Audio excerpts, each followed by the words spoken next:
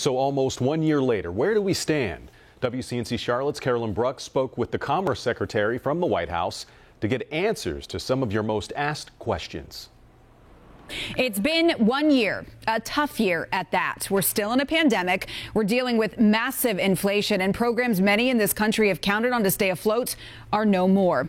Just a few hours ago, I spoke with White House Commerce Secretary Gina Raimondo about it all. First up, COVID and the specifics when it comes to every family getting at-home COVID tests for free. We know that testing matters. We want everybody to have confidence. And so we are actually really confident that we will continue to be able to supply to states, to governors, enough of these kits so that people can test as frequently as they need to. Next, inflation. It's soaring, and the proof is in the prices. You see it at the supermarket. Just about everything costs more.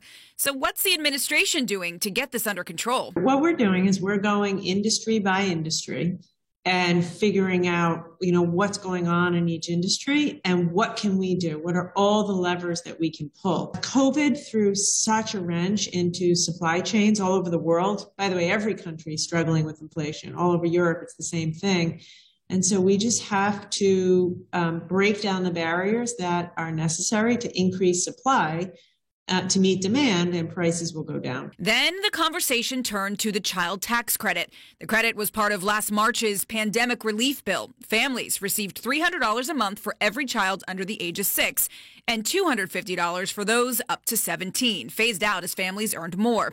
More than 61 million children benefited, keeping many kids out of poverty.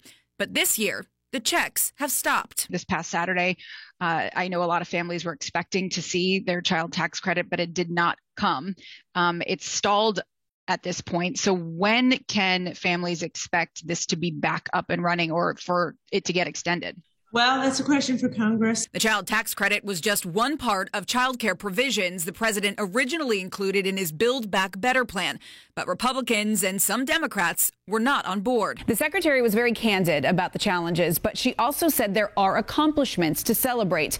One that will make a big difference in the Carolinas is bringing broadband to everyone, and that's an initiative that's expected to come to fruition in the next few years. Carolyn Bruck, WCNC Charlotte.